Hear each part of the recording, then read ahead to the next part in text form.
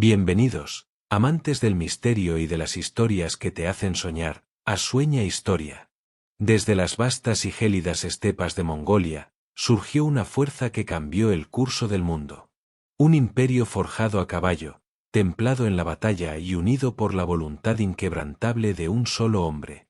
Los mongoles, liderados por el legendario Gengis Khan, no solo crearon el imperio terrestre más grande que la historia haya conocido, sino que unieron Oriente y Occidente en una red de comercio, ideas y, sí, también de una violencia sin precedentes. Su historia es la epopeya de un pueblo nómada que, contra todo pronóstico, desafió a las grandes civilizaciones y construyó un legado que aún hoy resuena en nuestra imaginación.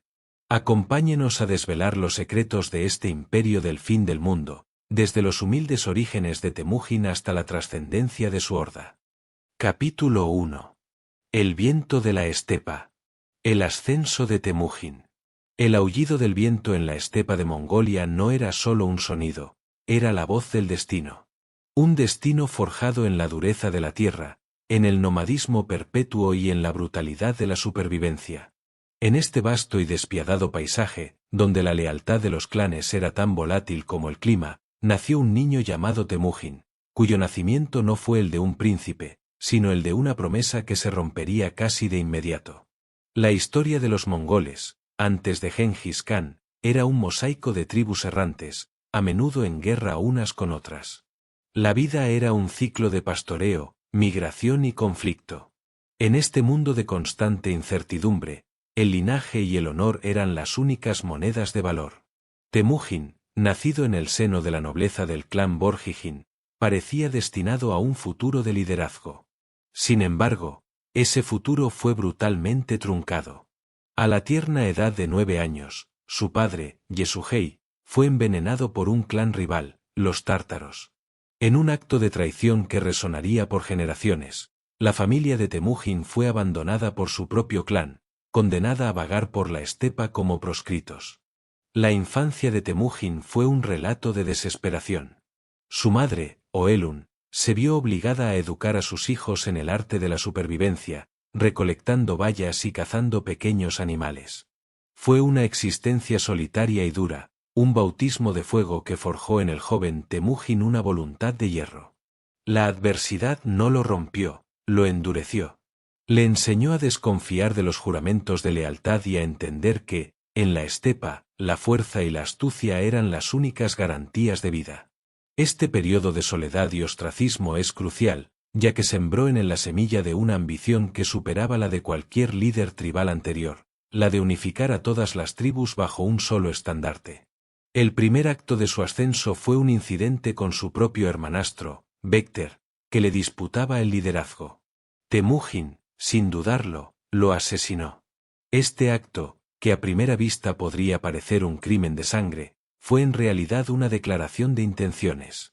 Le dijo al mundo de la estepa que él no era un niño asustadizo, sino un hombre dispuesto a hacer lo que fuera necesario para sobrevivir y liderar. Esta crueldad temprana, que lo persiguió toda su vida, también fue el cimiento de su reputación. Era un hombre que no se andaba con rodeos, un líder que inspiraba tanto respeto como miedo.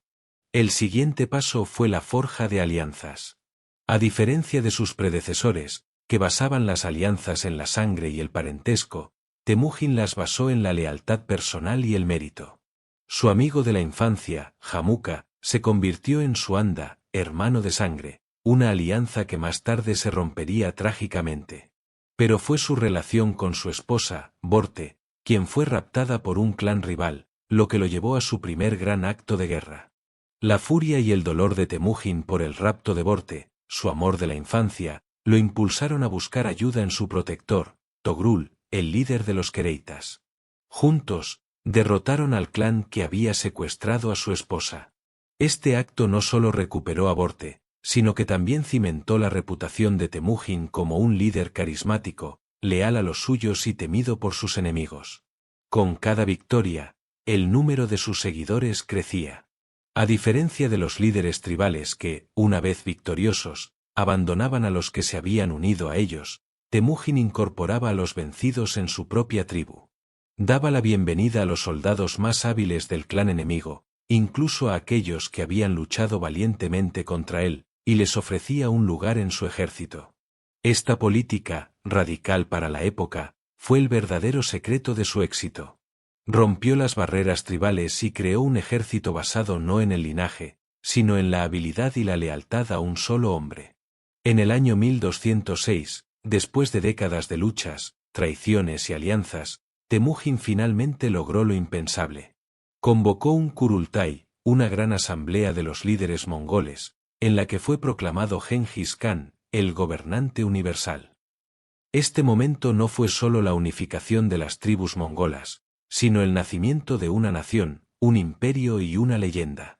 La estepa, que una vez lo había expulsado, ahora lo veía como su salvador. El ascenso de Gengis Khan no fue un golpe de suerte. Fue el resultado de una infancia brutal, de una inteligencia estratégica y de una visión que superaba a la de sus contemporáneos.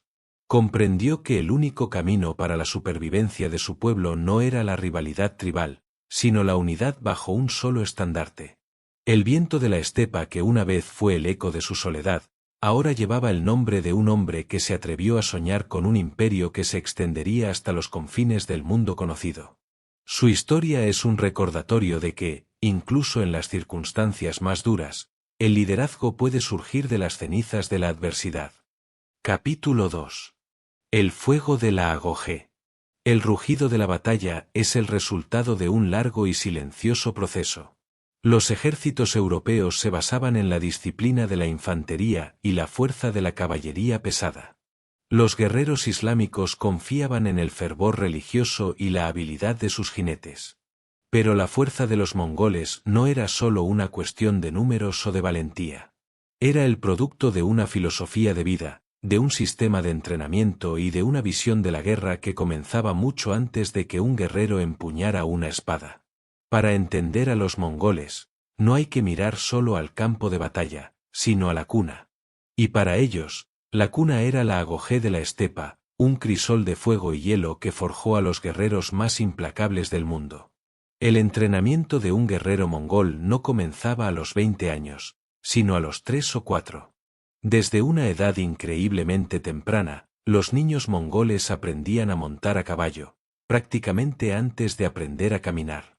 Su caballo no era solo un medio de transporte, era una extensión de su propio cuerpo, un compañero de vida y de guerra. En un mundo donde la supervivencia dependía de la movilidad, el dominio de la equitación era la primera lección. Los niños se subían a caballos pequeños, a veces atados para evitar caídas, y pasaban la mayor parte del día en la silla de montar. Esta inmersión total en la vida ecuestre los hacía jinetes insuperables, capaces de dormir, comer y luchar desde sus monturas sin perder el ritmo. El tiro con arco era la segunda disciplina crucial. El arco mongol, un arma compuesta de madera, hueso y cuerno, era uno de los más poderosos y precisos de su tiempo. La práctica comenzaba a una edad temprana. Los niños aprendían a disparar flechas de punta roma a objetivos inmóviles, y con el tiempo, su puntería se hacía letal. La combinación de la equitación y el tiro con arco era lo que hacía a los mongoles invencibles. A diferencia de la caballería pesada, que se movía lentamente y en formaciones compactas, los mongoles eran una nube de jinetes rápidos y letales, capaces de disparar flechas con precisión mientras cabalgaban a galope completo, e incluso mientras fingían una retirada. Esta táctica, conocida como la falsa retirada, engañó a muchos ejércitos y los llevó a una aniquilación segura. Pero la Agoge no se trataba solo de habilidades de combate. Era una forja de disciplina y resistencia. La vida en la estepa era dura. Los inviernos eran gélidos y los veranos abrasadores. Los niños mongoles aprendían a soportar el hambre, la sed, el dolor y las temperaturas extremas. Dormían a la intemperie, con una sola manta, para acostumbrarse a la dureza del clima. Se les enseñaba a ser autosuficientes y a utilizar los recursos del entorno para sobrevivir. Esta resistencia física, combinada con una disciplina mental de acero, los hacía perfectos para campañas largas y brutales, en las que el hambre, la enfermedad y el clima mataban a más soldados que las espadas enemigas. Los mongoles, por otro lado, estaban acostumbrados a este tipo de vida. La organización militar de Gengis Khan fue una de sus mayores innovaciones, y era un reflejo directo de la Agogé. Rompió con las lealtades tribales y reorganizó a todo el pueblo en unidades decimales. El Arban, una unidad de 10, era el núcleo del ejército. 10 Arbans formaban un Jagún, 100, 10 Jaguns formaban un Mingan, 1000, y 10 Mingans formaban un Tumen, 10.000. Esta estructura eliminó las rivalidades tribales y creó una jerarquía clara y unida. Un guerrero mongol no luchaba por su clan, sino por el Tumen y, en última instancia, por el Khan. La lealtad se había convertido en un monolito, una fuerza imparable. La desobediencia se castigaba con la muerte de todo el Arban, lo que garantizaba que cada guerrero hiciera su parte y que la disciplina se mantuviera en todo momento. El entrenamiento de un mongol no terminaba en la infancia. A lo largo de sus vidas, participaban en las grandes cacerías, Nerge, que eran en realidad simulaciones de guerra. En estas cacerías, los jinetes formaban un gran círculo que se cerraba lentamente sobre la presa, practicando tácticas de cerco y coordinación en el campo de batalla. Esta práctica constante mantenía sus habilidades afiladas y perfeccionaba su trabajo en equipo. Era un entrenamiento continuo, una preparación interminable para la única vocación que conocían, la guerra. El fuego de la Agogé no era una llama visible, sino una llama interior. Era la pasión, la disciplina y la lealtad que ardían en cada guerrero mongol. Era el fuego que los unió y los convirtió en una fuerza de la naturaleza. Y cuando Gengis Khan desató esa fuerza sobre el mundo, no lo hizo con un ejército de hombres, sino con una horda unificada, una marea de jinetes que había sido forjada en la estepa por un sistema que valoraba la supervivencia, la disciplina y, sobre todo, la lealtad. Este fuego, invisible para sus enemigos, fue la verdadera razón por la que los mongoles se hicieron imparables. Y su primera víctima no fue una ciudad, sino el concepto mismo de la guerra tal y como se conocía en el mundo. Capítulo 3. La leyenda de Gengis Khan. Unificación y conquista. La disciplina y la lealtad forjadas en el fuego de la Agogé eran el arma más poderosa de los mongoles, pero necesitaban un líder que supiera cómo blandirla. Ese líder fue Temujin, el hombre que había superado la adversidad y unificado a un pueblo fracturado. En el año 1206, en las orillas del río Non, el destino de la estepa se decidió en una gran asamblea o Kurultai.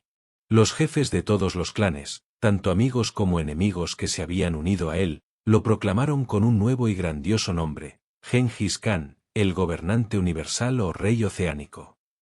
Este no era solo un cambio de nombre, sino el nacimiento de una leyenda, la declaración de una ambición que se extendería por todo el mundo conocido. El primer acto de Gengis Khan como líder de los mongoles fue consolidar su poder y dirigir a su ejército, ahora una fuerza unificada y formidable, hacia el sur. Su objetivo inicial era China, un coloso de poder sedentario que había acosado a los nómadas de la estepa durante siglos. La conquista de China no era un objetivo simple, era una declaración de venganza y un paso crucial para asegurar los recursos necesarios para el futuro del imperio. Los mongoles se enfrentaron primero a la dinastía Xia occidental, un estado vasallo de la dinastía Jin, en el norte de China. La campaña, que duró varios años, no fue una victoria fácil. Los mongoles, maestros de la guerra en campo abierto, se encontraron por primera vez ante los desafíos de la guerra de asedio. Las ciudades fortificadas, con sus muros de ladrillo y sus fosos, eran un tipo de enemigo completamente nuevo para un ejército acostumbrado a la movilidad.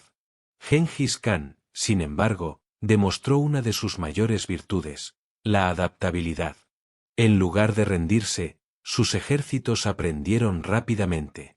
Adoptaron la tecnología de sus enemigos, utilizando ingenieros chinos y persas capturados para construir y operar las armas de asedio que tan desesperadamente necesitaban. Las catapultas y los arietes se convirtieron en herramientas esenciales para la conquista de los mongoles. Sin embargo, su táctica más efectiva siguió siendo la guerra psicológica. La reputación de Gengis Khan por su brutalidad y su falta de misericordia a menudo hacía que las ciudades se rindieran antes de que el asedio pudiera comenzar. Los cuentos de la destrucción total de ciudades que resistían se extendieron por toda Asia, convirtiendo a los mongoles en un símbolo de terror que los precedía. Después de la caída de la dinastía Xia occidental, Gengis Khan se volcó en su mayor rival chino, la poderosa dinastía Jin. La campaña contra los Jin fue épica en su escala y brutalidad. Los ejércitos mongoles se adentraron en el corazón del imperio Jin, saqueando ciudades, destruyendo ejércitos y sembrando el caos. En 1215, Gengis Khan puso sitio a Zhongdu, la actual Beijing, la capital del imperio Jin. El asedio fue prolongado y brutal, con los defensores sufriendo una hambruna tan severa que, según los relatos, tuvieron que recurrir al canibalismo. Finalmente, la ciudad cayó. Gengis Khan ordenó que la ciudad fuera saqueada, una venganza por los siglos de opresión que los Jin habían impuesto a los mongoles. Este acto no solo fue una victoria militar, sino una declaración de que el viejo orden de poder en Asia había llegado a su fin. Sin embargo, la conquista de China fue solo el calentamiento. La verdadera prueba de su ambición llegó en 1219, cuando Gengis Khan se volvió hacia el oeste, hacia el imperio Juarizmio, que se extendía por Asia Central y Persia. La guerra no comenzó con una invasión, sino con un acto de diplomacia. Gengis Khan, que valoraba el comercio y el intercambio de ideas, envió una caravana de embajadores y comerciantes al imperio Juarizmio con un mensaje de paz y comercio. Sin embargo, el gobernador de una ciudad fronteriza, arrogante y desconfiado, asesinó a los embajadores y robó sus bienes. Gengis Khan, furioso, exigió justicia, pero el Shah del imperio Juarizmio, Ala al-Din Muhammad II, no solo se negó, sino que incluso se atrevió a decapitar a otro embajador mongol. Este acto fue un insulto que Gengis Khan no podía perdonar. La respuesta de Gengis Khan fue una campaña de castigo que aterrorizó al mundo. Desató un ejército de 200,000 jinetes sobre el imperio Juarizmio, una fuerza que se movía con una velocidad sin precedentes. La campaña fue una demostración de la estrategia militar de los mongoles en su máxima expresión. Utilizando tácticas de cerco, falsas retiradas y una movilidad imparable, los mongoles rodearon a los ejércitos del Shah y los destruyeron. Las ciudades del imperio Juarizmio, que alguna vez fueron brillantes joyas del mundo islámico, cayeron una tras otra. La caída de ciudades como Bukhara, Samarcanda y Nishapur se convirtió en un símbolo de la implacabilidad mongola. En Bukhara, Gengis Khan hizo que los líderes de la ciudad se arrodillaran ante él, mientras él proclamaba desde la mezquita que era el castigo de Dios. En Nishapur, después de que los defensores mataran a su yerno, la ciudad fue arrasada hasta los cimientos, y se ordenó que una pirámide de cráneos se construyera como una advertencia a cualquier otro que se atreviera a desafiarlos. La conquista del imperio Juarizmio, que se extendió hasta el Cáucaso y el río Indo, fue más que una victoria militar. Fue un acto de guerra total que marcó la primera vez que un imperio de la estepa no solo saqueó, sino que conquistó y se apoderó del territorio de una civilización sedentaria. El mundo occidental y el islámico se dieron cuenta, por primera vez, de que una nueva fuerza había surgido, una que no podía ser ignorada. A lo largo de estas primeras conquistas, Gengis Khan demostró su genialidad. No era solo un guerrero sediento de sangre, sino un estratega consumado y un visionario que comprendió que para gobernar un imperio, se necesitaba más que un ejército. La leyenda de Gengis Khan no se construyó solo en la batalla, sino en su capacidad para adaptar, inspirar y aterrorizar, sentando las bases de una conquista que estaba a punto de envolver al mundo entero. Su nombre, que una vez fue el de un proscrito, ahora era sinónimo de un poder absoluto, una tormenta que se extendía desde la estepa y amenazaba con devorar a toda la civilización. Capítulo 4. La tormenta de hierro. Tácticas y estrategias del yoke. Las campañas de Gengis Khan no eran una serie de batallas aisladas, sino una manifestación del yoke, un sistema militar y de pensamiento tan letal como revolucionario. El yoke no era solo un conjunto de tácticas, era la fusión de una cultura nómada con una disciplina férrea y un objetivo unificado. Si el capítulo 3 describió el porqué de las conquistas mongolas, este episodio se sumerge en el cómo, desvelando el genio detrás de la invencible maquinaria de guerra que aterrorizó a 3 continentes. En el corazón de la fuerza mongola estaba su caballería ligera. Cada guerrero mongol poseía un promedio de 3 o 4 caballos. Esto les permitía cabalgar sin descanso durante días, cubriendo distancias asombrosas que los ejércitos occidentales, con sus monturas pesadas y lentas, no podían ni soñar. Esta movilidad les permitía atacar desde donde menos se les esperaba, desaparecer tan rápido como habían aparecido, y flanquear a ejércitos masivos con una facilidad pasmosa. No eran solo jinetes, eran un mar de movimiento constante, una fuerza de la naturaleza que se negaba a ser contenida. Pero la velocidad sin un arma letal no serviría de nada. Su principal arma era el arco compuesto mongol, un arma de ingeniería y potencia. Era un arco relativamente pequeño, ideal para disparar desde la silla de montar, pero con una fuerza de tracción increíble. Un guerrero mongol podía disparar flechas con tal fuerza que a menudo penetraban las armaduras de los caballeros europeos. Eran capaces de disparar en cualquier dirección mientras galopaban, una habilidad adquirida en la Goje, lo que les permitía hostigar a sus enemigos a distancia sin presentar un objetivo estático. La lluvia de flechas, un torrente de proyectiles disparados al mismo tiempo, era su táctica de apertura más común, un asalto psicológico que diezmaría las filas enemigas antes de que siquiera comenzaran a luchar. La estrategia mongola no era la de la confrontación directa. Ellos preferían el engaño y el cerco. La falsa retirada era una de sus tácticas más célebres y efectivas. Un pequeño grupo de jinetes simulaba la huida, atrayendo a la caballería enemiga a una persecución. Cuando el enemigo se dispersaba en la persecución, el grupo mongol se giraba repentinamente para enfrentarlos. Al mismo tiempo, una o más divisiones ocultas aparecían de los flancos para rodear al enemigo y masacrarlo. Una y otra vez, esta táctica funcionó contra ejércitos bien entrenados, ya que la disciplina mongola les permitía coordinar movimientos complejos a gran escala, algo que sus enemigos, con sus estructuras de mando más lentas y burocráticas, no podían igualar. A pesar de su maestría en la guerra de movimiento, Gengis Khan comprendió que para conquistar un imperio sedentario, también se necesitaba dominio de los asedios. Los mongoles eran pragmáticos. En lugar de inventar la pólvora, la robaron. O, más bien, la adoptaron. Cuando conquistaron las primeras ciudades fortificadas, capturaron a los ingenieros chinos y persas y los obligaron a trabajar para ellos. Los mongoles se convirtieron en aprendices, y rápidamente dominaron el uso de las catapultas, los trabuquetes y los arietes. Incluso desarrollaron nuevas tácticas, como el uso de los cadáveres de los muertos y los prisioneros como escudos humanos, o la construcción de montículos de tierra para asaltar los muros desde una posición elevada. Esta capacidad de absorber y perfeccionar la tecnología de sus enemigos fue una de las claves de su éxito. La guerra psicológica era tan importante como las armas y las tácticas. Gengis Khan y sus comandantes sabían que el miedo era un arma poderosa.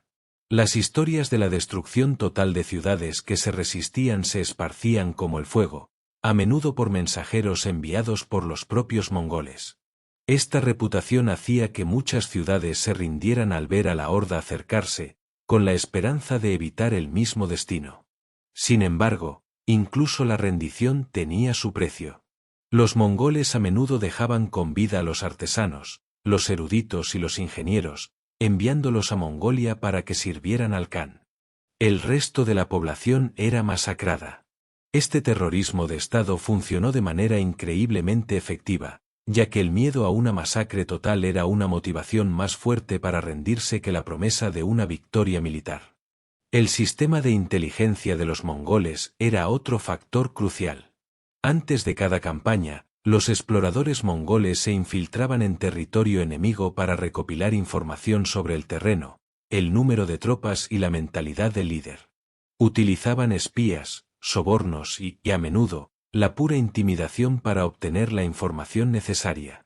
Esta inteligencia superior les daba una ventaja decisiva en el campo de batalla, ya que siempre estaban un paso por delante de sus enemigos. Pero la verdadera innovación del yoke no estaba en ninguna táctica individual, sino en la organización de la horda. Gengis Khan rompió las lealtades tribales y las reemplazó con una nueva jerarquía militar y social basada en el mérito. Un guerrero no era importante por su clan, sino por su habilidad y su lealtad al Khan. Las unidades de 10, 100, 1000 y 10.000, tumen, no solo eran formaciones de batalla, sino una forma de vida. Todos los guerreros en un tumen vivían y luchaban juntos. La lealtad se forjaba a través de la experiencia compartida de la batalla y la supervivencia.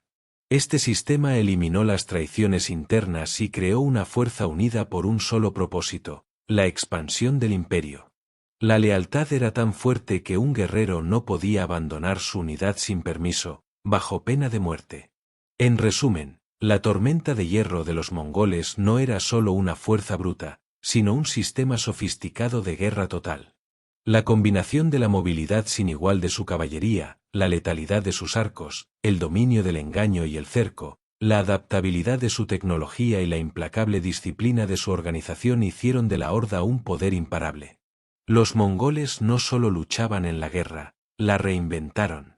Y en el eco de sus cascos y el silbido de sus flechas, las civilizaciones de Oriente y Occidente se dieron cuenta de que habían subestimado a un pueblo que no solo quería conquistar el mundo, sino que sabía exactamente cómo hacerlo. Capítulo 5. Pax Mongolica. Comercio y conexión de un imperio. Las leyendas de los mongoles se tejieron con los hilos de la guerra, el terror y la destrucción. Ciudades enteras reducidas a cenizas, ejércitos aniquilados y poblaciones masacradas. Sin embargo, en medio del caos de la conquista, emergió un fenómeno paradójico y extraordinario, la Pax Mongolica, un periodo de paz y estabilidad sin precedentes que unió a Oriente y Occidente bajo una misma ley. Este capítulo no se centra en la sangre derramada, sino en la sorprendente red de comercio, cultura y comunicación que Gengis Khan y sus herederos construyeron sobre los escombros de sus victorias. Gengis Khan no era un conquistador tradicional. A diferencia de otros imperios que simplemente saqueaban y regresaban a casa, él y sus sucesores tenían una visión más amplia. Su objetivo era la unificación del mundo conocido, y para ello, comprendieron que no bastaba con la fuerza militar. La estabilidad y el flujo de bienes eran tan importantes como el acero de sus espadas. Una vez que un territorio era sometido, la brutalidad se detenía abruptamente y era reemplazada por un sistema de gobierno sorprendentemente pragmático. Los mongoles, que antes eran una fuerza de destrucción, se convirtieron en guardianes de las rutas comerciales, eliminando los peligros del bandidaje y las interminables guerras locales que habían asolado a Asia durante siglos. El corazón de la Pax Mongólica fue la Ruta de la Seda, la antigua red de caminos que conectaba el Mediterráneo con China. Durante los siglos anteriores a Gengis Khan, la ruta había sido un laberinto peligroso de reinos rivales y bandidos. Los mercaderes se enfrentaban a innumerables riesgos y a peajes excesivos. Los mongoles cambiaron todo eso.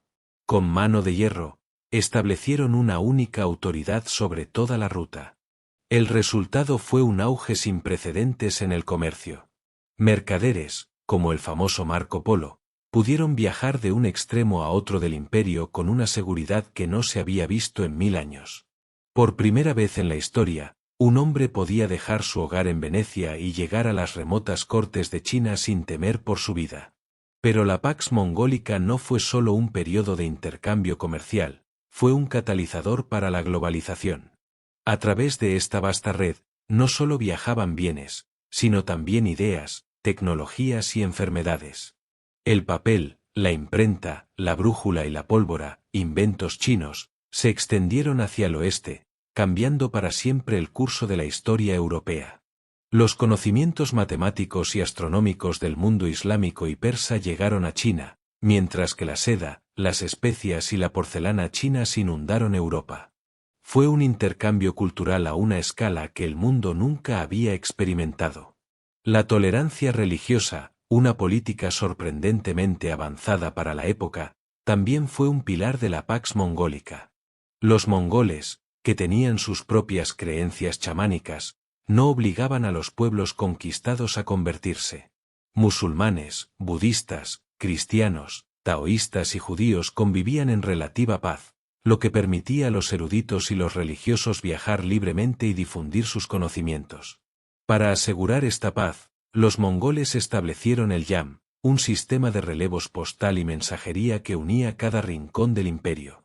Consistía en estaciones a lo largo de las principales rutas, donde los mensajeros podían cambiar de caballo, comer y descansar. Era un sistema tan eficiente que un mensaje podía viajar a una velocidad de hasta 250 kilómetros por día. El yam fue la columna vertebral del imperio, permitiendo a los comandantes mongoles mantenerse en contacto con sus generales en campos de batalla a miles de kilómetros de distancia y al Gran Khan ejercer su autoridad sobre una vasta extensión de tierra. Era la primera Internet del mundo, uniendo a un imperio que se extendía desde las estepas de Siberia hasta las costas del mar Arábigo. Sin embargo, esta paz forzada tenía un lado oscuro. El comercio y la unificación de las rutas también facilitaron la propagación de las enfermedades. La peste negra, que asoló Europa en el siglo XIV, se cree que viajó a lo largo de las rutas comerciales mongolas. La unificación de Eurasia, si bien fue un motor de progreso, también fue la autopista para la enfermedad más mortífera de la historia. El legado de la Pax Mongólica es una paradoja. Un imperio construido sobre la sangre y la conquista se convirtió en un motor de intercambio cultural y de globalización. Gengis Khan y sus sucesores demostraron que el poder no se trata solo de la fuerza militar, sino de la capacidad para organizar y gobernar. El miedo a la tormenta de hierro fue lo que abrió los caminos, pero el pragmatismo de la Pax Mongólica fue lo que los mantuvo abiertos. Unió a un mundo que estaba fragmentado en reinos y califatos rivales, y por un breve y brillante periodo de tiempo, el mundo fue uno. Las consecuencias de esa unificación, tanto buenas como malas, dieron forma al mundo que conocemos hoy en día. El eco de los cascos de los mongoles no solo resonó con la violencia, sino con la promesa de un mundo conectado. Capítulo 6. La Gran Horda. La vida en el campamento y la tienda del Khan. El mundo veía a los mongoles como una imparable fuerza militar, una tormenta de hierro y carne que se movía a una velocidad aterradora. Pero debajo del cascarón de sus conquistas, existía un corazón latente, una forma de vida que era tan antigua como la estepa misma. El ejército de Gengis Khan no se forjó en grandes ciudades o en cuarteles permanentes, sino en la horda o ordo, el campamento nómada que servía como centro de poder, hogar y la verdadera alma del imperio mongol. Para comprender al imperio, hay que entender la vida dentro de sus tiendas de fieltro, los gers, y las costumbres de un pueblo que nunca se separó de la tierra que le dio origen. La horda era una vasta y fluida ciudad en movimiento. No era un lugar fijo, sino un organismo vivo que se desplazaba con las estaciones. En su centro estaba la tienda del Khan, la ger del líder, una estructura que podía ser tan grande y opulenta como un palacio. El campamento se organizaba en un círculo, una formación simbólica que representaba el cielo y el universo, con la tienda del Khan en el centro. Esta disposición reflejaba la visión mongola del cosmos y la jerarquía de su sociedad, con el Khan como el sol alrededor del cual giraba todo lo demás. La vida en el campamento era una mezcla de disciplina militar y tradiciones ancestrales.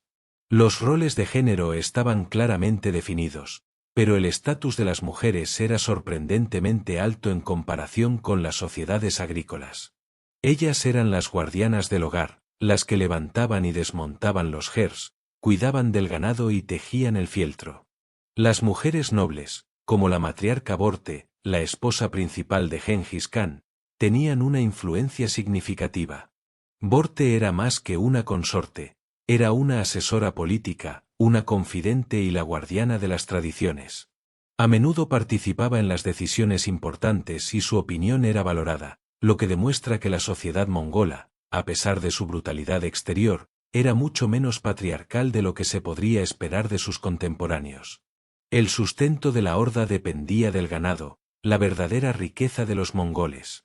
Caballos, ovejas, cabras, yaks y camellos proporcionaban todo lo que necesitaban: carne, leche, pieles para vestir y fieltro para las tiendas.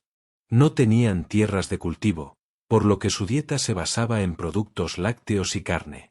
El kumis, una bebida alcohólica hecha de leche de yegua fermentada, era un alimento básico y una bebida de celebración. La vida de un mongol estaba intrínsecamente ligada a su ganado y a la estepa, un vínculo que no se rompió ni siquiera cuando gobernaban vastos imperios. Las leyes y costumbres de la horda se basaban en un estricto código moral. La yasa, el código de leyes de Gengis Khan, no solo regulaba la guerra, sino también la vida civil. Los crímenes graves, como el robo o la desobediencia, se castigaban con la muerte.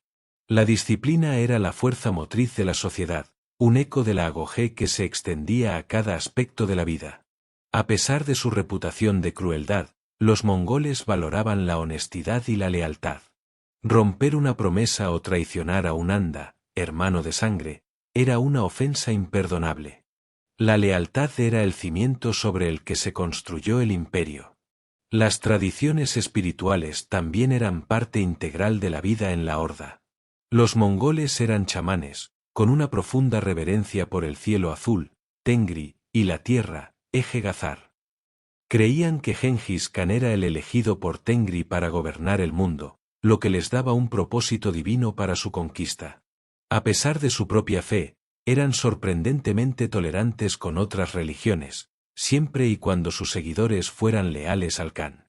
En la horda, convivían chamanes, monjes budistas, sacerdotes cristianos, imanes musulmanes y rabinos judíos, todos protegidos por la ley del Khan. Esta tolerancia religiosa, una anomalía en el mundo medieval, facilitó la difusión de ideas y la administración de un imperio tan diverso. El gran campamento era más que un hogar, era una base de operaciones para la guerra y la política. Los ejércitos mongoles, que se movían con una velocidad aterradora, llevaban consigo sus hogares. Cuando una campaña terminaba, la horda se detenía, las tiendas se levantaban y la vida continuaba como si nada hubiera pasado. Era en el campamento donde se tomaban las grandes decisiones, se planeaban las conquistas y se administraban los asuntos del imperio. Los mensajeros del Yam, el sistema postal mongol, llegaban a la tienda del Khan para entregar informes de los confines más lejanos del imperio, lo que demuestra cómo un pueblo nómada era capaz de mantener el control sobre un vasto territorio sin las infraestructuras fijas de una civilización sedentaria. El estilo de vida nómada de los mongoles era la clave de su éxito. Les proporcionaba una movilidad sin igual y una resistencia que sus enemigos, acostumbrados a la comodidad de la vida urbana, no podían igualar. Pero también era la razón por la que, con el tiempo, el imperio se fragmentaría. Los descendientes de Gengis Khan se alejaron de la estepa, se asentaron en palacios de piedra y adoptaron las costumbres de los pueblos que habían conquistado.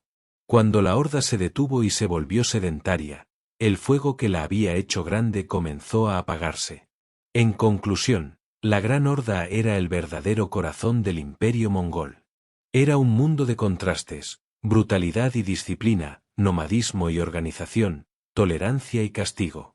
Era en la intimidad del campamento donde se forjaba el alma del guerrero mongol, una lealtad inquebrantable a su pueblo y a su líder.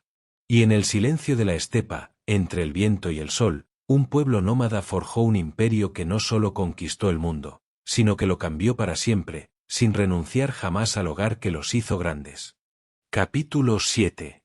Los hijos del lobo azul. Herederos y lucha por el poder. La muerte del gran Gengis Khan, acaecida en el año 1227, fue un evento de proporciones cósmicas para el imperio mongol. La horda, que había sido forjada en la unidad bajo un solo líder, se enfrentó a su mayor desafío, la sucesión. Gengis Khan había dejado un legado inmenso, pero también una semilla de discordia en la forma de sus 4 hijos principales y una multitud de nietos, cada uno con su propio ejército, su propio campamento y su propia ambición. El imperio que él había unido con mano de hierro se fragmentó en una serie de kanatos, lo que desencadenó una lucha por el poder que, aunque a menudo era sangrienta, no detuvo la expansión mongola por completo. La sucesión no fue inmediata ni pacífica. Gengis Khan había designado a su tercer hijo, Ogodei, como su sucesor. Ogodei era un hombre de gran diplomacia y visión estratégica, conocido por su habilidad para mantener unida a la familia. A diferencia de sus hermanos más belicosos, Yoshi, el primogénito, que había muerto antes que su padre, dejando un legado ambiguo, Chagatai, un riguroso guardián de la ley, y Tolui, el menor, un brillante comandante militar, Ogodei tenía el respeto de todos. Sin embargo, su elección no fue aceptada sin resentimiento.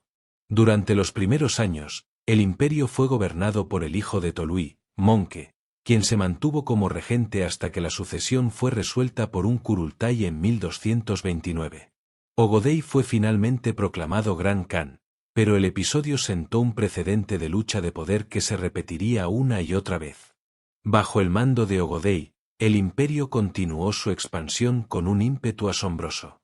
Él era un líder pragmático que entendía que el imperio no podía sobrevivir solo con la conquista. Fue durante su reinado que se construyó la capital mongola, Karakorum, un símbolo de la transición de un imperio nómada a uno sedentario. Ogodei envió a sus generales a conquistar vastas extensiones de tierra, incluyendo la parte restante del imperio Jin en China y la Europa del Este. Fue en esta campaña que el nieto de Genghis Khan, Batu Khan, lideró a sus ejércitos a través de las estepas rusas, dejando un rastro de destrucción a su paso. La campaña de Batu, que aterrorizó a Europa, fue una demostración de la eficacia del sistema militar mongol, incluso sin el liderazgo del fundador. Pero el reinado de Ogodei fue solo un breve periodo de relativa estabilidad. Tras su muerte en 1241, el imperio se sumergió en una amarga guerra civil. Sus hijos y los hijos de sus hermanos se disputaron el trono del Gran Khan. Los dos contendientes principales eran los descendientes de Ogodei y los de Tolui. Los toluidas, liderados por Monke Khan, eran los más feroces y ambiciosos. El Kurultai se convirtió en una herramienta de intriga política y asesinato, en lugar de un foro de consenso. Monke finalmente se hizo con el poder, y en su afán por consolidar su control, purgó a sus rivales y llevó a cabo una serie de conquistas a una escala monumental, incluyendo la campaña contra el califato abasí en el Medio Oriente, liderada por su hermano Hulagu Khan. La conquista del califato abasí fue un punto de inflexión. En 1258, las fuerzas de Hulagu Khan pusieron sitio a Bagdad, la ciudad de la paz y el corazón del mundo islámico. La caída de Bagdad fue un desastre cultural y un trauma que el mundo islámico nunca olvidaría. Los mongoles saquearon la ciudad, y según las leyendas, arrojaron los libros de la biblioteca de la Casa de la Sabiduría al río Tigris hasta que el agua se volvió negra por la tinta. El califa, Mustasim, fue ejecutado, y su muerte marcó el fin de una dinastía que había reinado durante 500 años. Esta brutal conquista no fue solo un acto de guerra, sino la prueba de que el poder mongol ya no estaba motivado solo por la unificación, sino también por la ambición y la destrucción de los símbolos del poder rival. La muerte de Monke Khan en 1259, sin embargo, desencadenó la lucha de poder más devastadora de la historia mongola. Sus hermanos, Kublai Khan y Arik Boke, se enfrentaron en una guerra civil por el control del imperio. Esta guerra, que duró varios años, fue la última en decidir quién sería el Gran Khan de todo el imperio. La victoria de Kublai Khan en 1264 fue pírrica. Aunque se convirtió en el nuevo Gran Khan, su autoridad sobre los otros kanatos ya no era incuestionable.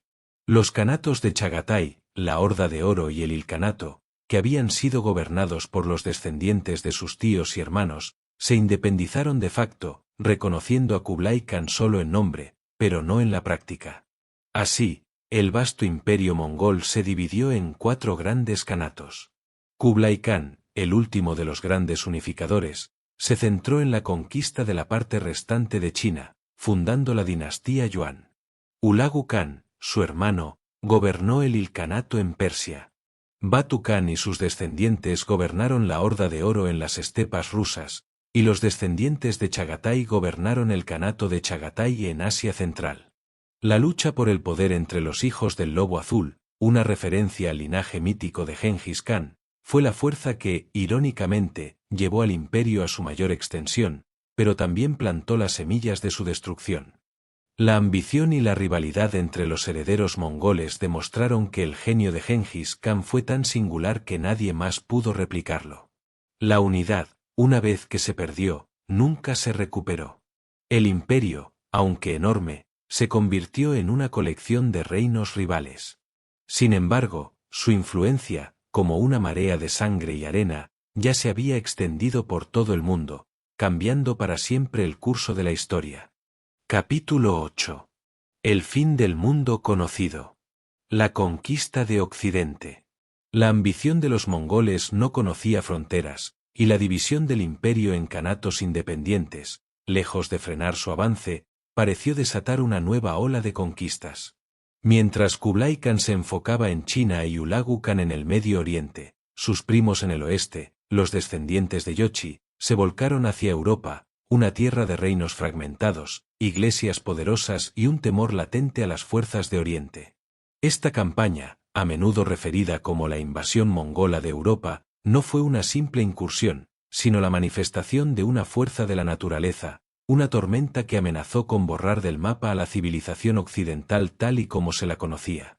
El ataque a Europa fue liderado por Batu Khan, el nieto de Genghis Khan, y el brillante estratega Subotai, un general curtido en las batallas de China y Persia.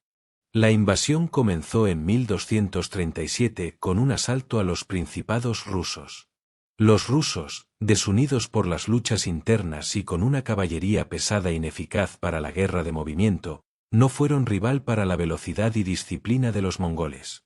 Ciudad tras ciudad, desde Riazán hasta Moscú y Kiev, cayó bajo el asalto mongol.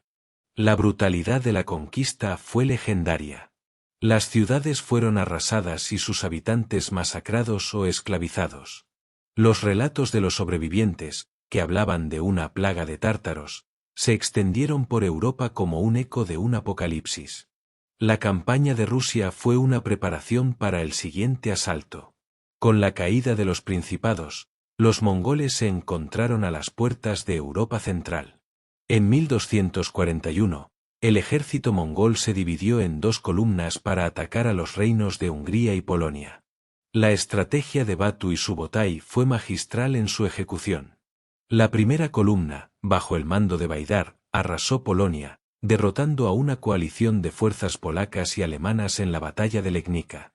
Los caballeros europeos, con sus armaduras pesadas y su enfoque en la carga frontal, eran blancos fáciles para los arcos mongoles. La disciplina de los mongoles, con sus falsas retiradas y sus ataques desde los flancos, desintegró las formaciones enemigas.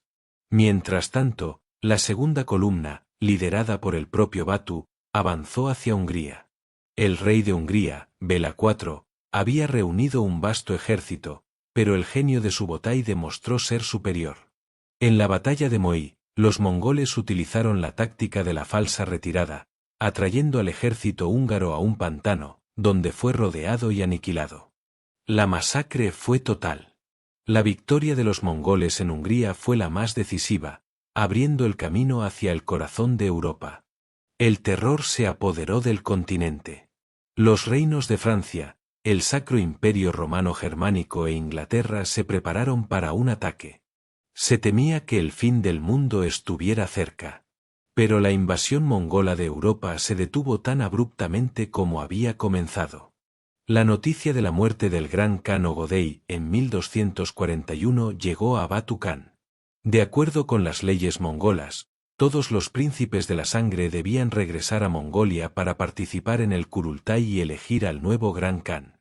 Aunque Batu y Subotai habían penetrado hasta los confines de Austria y tenían a Europa a su merced, obedecieron la orden y regresaron a las estepas. Este retiro, impulsado por las intrigas políticas en Mongolia, salvó a Europa de una posible conquista total. La retirada de Batu y sus generales dejó una marca indeleble en la conciencia europea. El reino de los mongoles en Rusia, conocido como la Horda de Oro, se convirtió en una potencia regional que gobernó sobre los principados rusos durante más de 2 siglos, un periodo de subyugación que dejó una profunda huella en la historia rusa. La Pax Mongólica se extendió hasta los confines de Europa del Este, uniendo a un continente que, aunque dividido, tuvo que reconocer el poder de un imperio nómada. Los viajes de los mercaderes y misioneros, como Guillermo de Rubruck y Juan de Plano Carpini, que se aventuraron en la Horda de Oro y en Karakorum, el corazón del imperio, abrieron los ojos de Europa a un mundo mucho más grande de lo que creían. La campaña mongola en el oeste fue la culminación de su destreza militar. Demostraron que no solo podían derrotar a los imperios sedentarios del este, sino también a la caballería pesada de Europa. La tormenta de hierro no fue detenida por los ejércitos occidentales, sino por un giro de la fortuna. Su retirada, aunque providencial para Europa, no fue una derrota, sino el resultado de la ambición política y las luchas internas que habían surgido tras la muerte de Gengis Khan. El fin del mundo conocido fue, para Europa, una advertencia, una pesadilla que se desvaneció tan rápido como llegó, pero que dejó una huella de terror y asombro que cambiaría para siempre la percepción occidental del mundo más allá de sus fronteras. La leyenda de los mongoles, el azote de Dios, se había hecho realidad, y el mundo no volvería a ser el mismo. Capítulo 9. El legado de sangre y papel. Cultura y administración del imperio.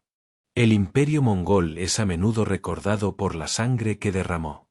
Sin embargo, detrás de la cortina de la guerra y la destrucción, Gengis Khan y sus herederos construyeron un sistema de gobierno y un legado cultural que, a pesar de sus orígenes violentos, sentaron las bases para una nueva era de la historia mundial.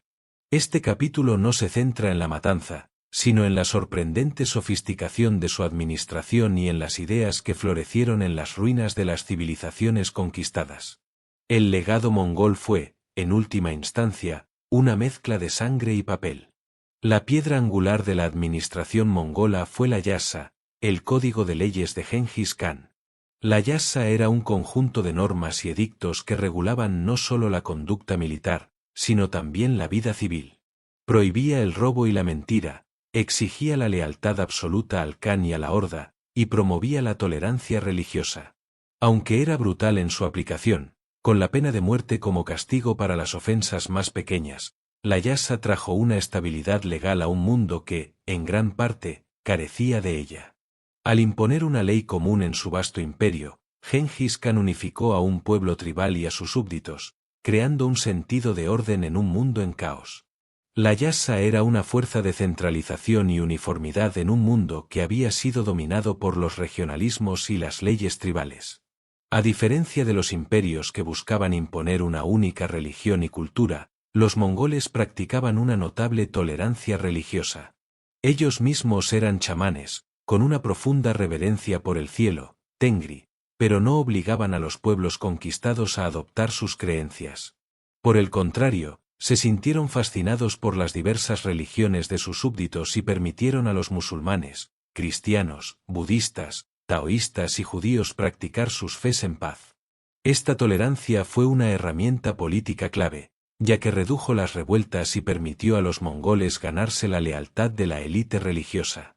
Los monjes budistas de Tíbet y los sacerdotes cristianos de Europa viajaban libremente al corazón del imperio para debatir con los sabios del Khan, lo que demuestra un espíritu de curiosidad y pragmatismo que contrasta con la brutalidad de sus conquistas.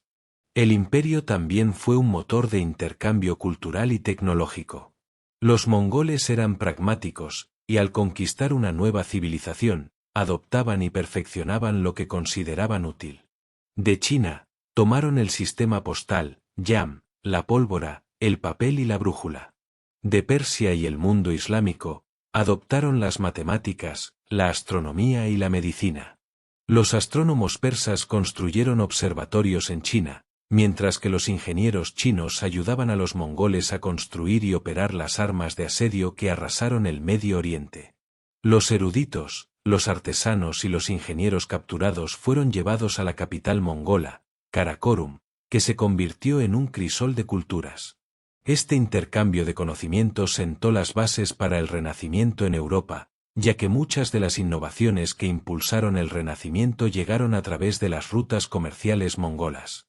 Sin embargo, el mayor logro de la administración mongola fue la centralización del poder.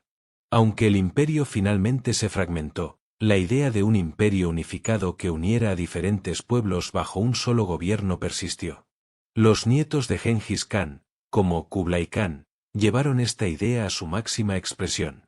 Kublai Khan, el último gran Khan, se centró en la conquista de la dinastía Song en China y, tras su victoria, fundó la dinastía Yuan. A diferencia de sus predecesores, que gobernaban desde la estepa, Kublai Khan construyó una nueva capital en China, Dadu, la actual Pekín, y se rodeó de una corte que combinaba las tradiciones mongolas con las chinas. Kublai Khan fue el primero en gobernar un imperio sedentario desde una capital sedentaria, uniendo la ferocidad nómada con la sofisticación burocrática china. Su reinado fue un ejemplo de cómo los mongoles, de ser una fuerza de destrucción, se convirtieron en una fuerza de gobierno, uniendo a un vasto país bajo una ley única y un sistema fiscal y administrativo coherente. El legado de sangre y papel de los mongoles fue una fuerza de modernización y globalización. Por un lado, su conquista fue una de las más destructivas de la historia, causando la muerte de millones de personas y la destrucción de ciudades enteras. Por otro lado, unificaron Eurasia y crearon una red de comunicación y comercio que no se había visto desde la época de Roma. Su tolerancia religiosa, aunque pragmática, fue una anomalía en un mundo de guerras de religión. Su sistema administrativo y militar, basado en el mérito y la disciplina, sentó un precedente que muchos imperios posteriores emularían. El imperio mongol fue un crisol donde el Oriente y el Occidente se encontraron, e incluso si el encuentro fue violento, sus consecuencias fueron profundas y duraderas. El legado de los mongoles fue que nos enseñaron que el poder, aunque se puede ganar con la espada, se mantiene con la ley y la organización. Su imperio se desvaneció, pero el mundo que ayudaron a crear, un mundo interconectado por el comercio y las ideas, es el que habitamos hoy en día.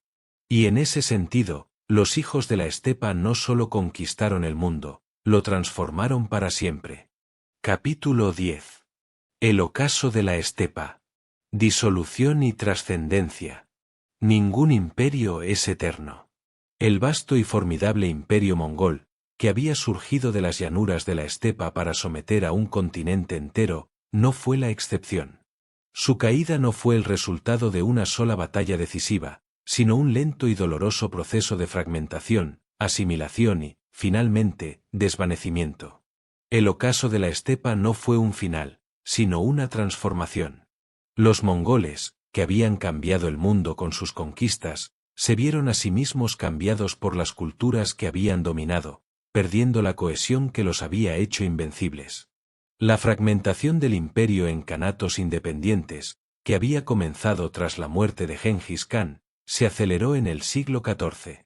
La guerra civil toluida, la más grande de las luchas por la sucesión, dejó cicatrices permanentes. Los cuatro principales kanatos, la Horda de Oro, el Ilkhanato, el Kanato de Chagatai y la dinastía Yuan en China se distanciaron cada vez más.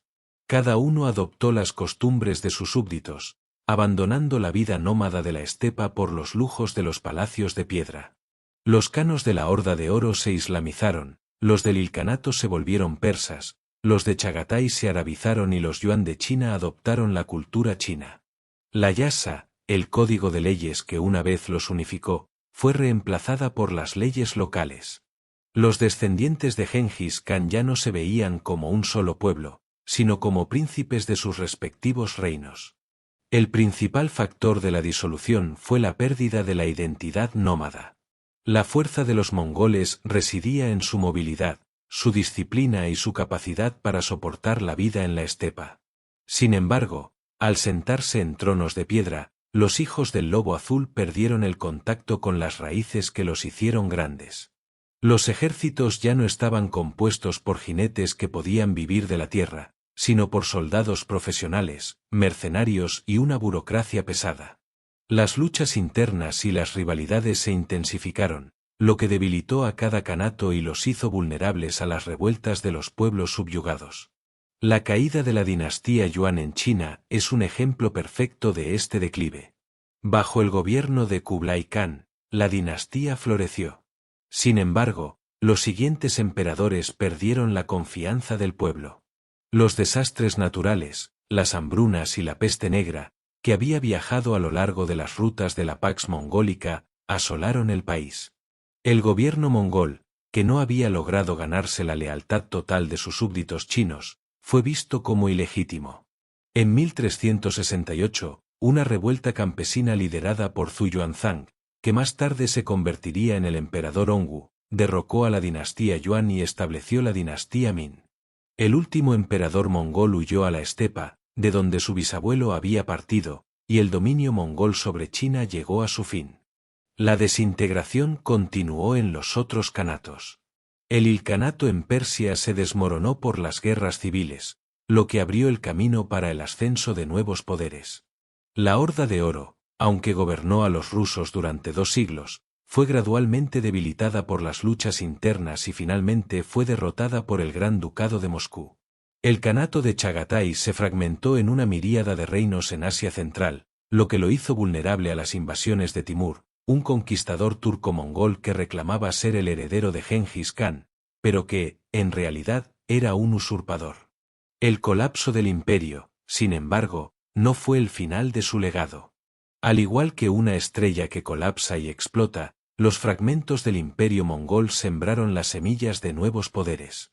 El imperio otomano, el imperio safávida en Persia y el imperio mogol en India surgieron en las ruinas de los kanatos mongoles.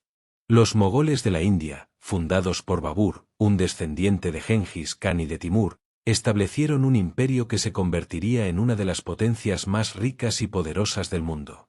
La herencia mongola de conquista, centralización y pragmatismo se transfirió a estos nuevos imperios, lo que demuestra que, incluso en la derrota, el espíritu de la estepa perduró. La historia de los mongoles, por lo tanto, no es solo un relato de conquista y destrucción. Es una profunda reflexión sobre el poder, la transformación cultural y la fragilidad de los imperios. Nos recuerda que la unidad, una vez perdida, es casi imposible de recuperar. Que el pragmatismo puede ser una fuerza tan poderosa como la fuerza bruta. Y que un pueblo, por más formidable que sea en la guerra, puede perderse en la asimilación y la asunción de los valores de sus enemigos.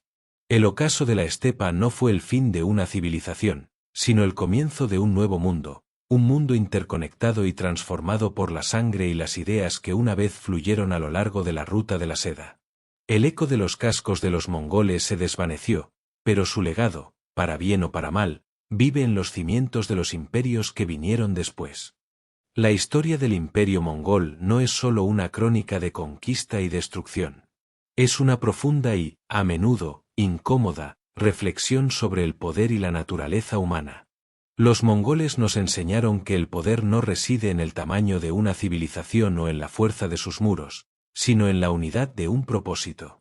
Una banda de jinetes nómadas, desterrados de sus propios clanes, unificó un continente y construyó un imperio que unió a Oriente y Occidente, no a través de una filosofía elevada, sino a través del pragmatismo de la supervivencia y la voluntad de un hombre.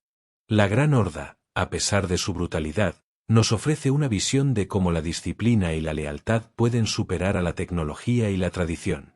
Y la Pax Mongólica, un periodo de paz y comercio forjado en la sangre, nos recuerda la paradoja de la historia humana, que la misma fuerza que puede destruir también puede conectar, que el mismo camino que trae la enfermedad puede traer el conocimiento. Al final, la tragedia del imperio no fue su caída, sino su asimilación. Los mongoles perdieron su identidad al ganar el mundo.